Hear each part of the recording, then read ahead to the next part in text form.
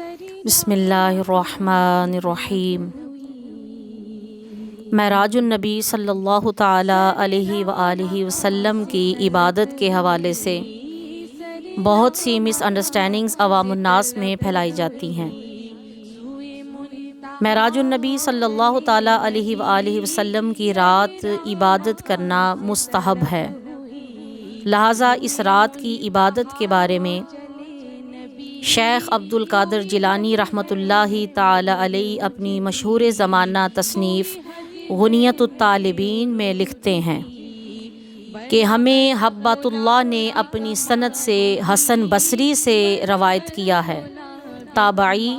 حضرت حسن بصری سے۔ وہ فرماتے ہیں کہ عبداللہ بن عباس رضی اللہ تعالی عنہ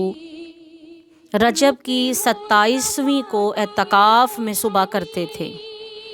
یعنی ساری رات آپ اعتکاف میں گزارتے تھے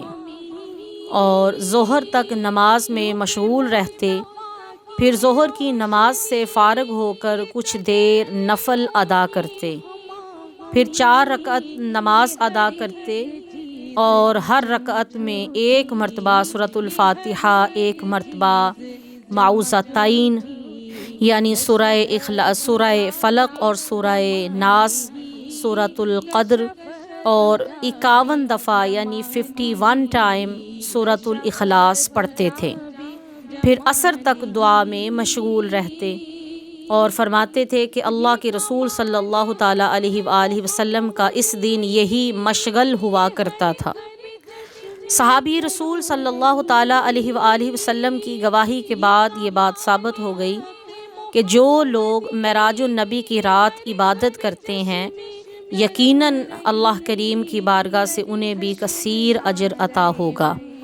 صحابہ بھی ایسا ہی کرتے تھے اور رسول اللہ صلی اللہ تعالیٰ علیہ وآلہ وسلم کا بھی یہی مشغل تھا۔ فرماتے ہیں حضرت شیخ عبد القادر جیلانی رحمۃ اللہ تعالیٰ علیہ اپنی کتاب میں کہ ہمیں شیخ حبۃ اللہ نے اپنی سند کے ساتھ ابو سلمہ اور حضرت ابو ہریرہ رضی اللہ تعالی عنہما سے روایت کیا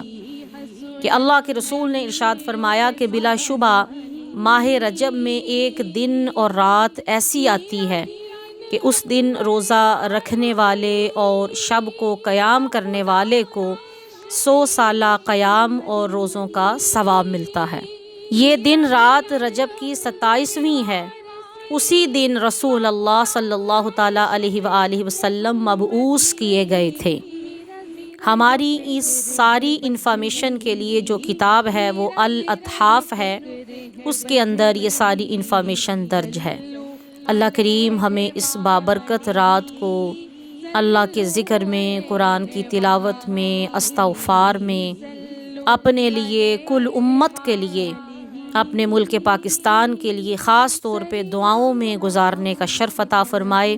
روزہ رکھنے کی توفیق عطا فرمائے اور تمام اعمال صالحہ کو قبول فرمائے۔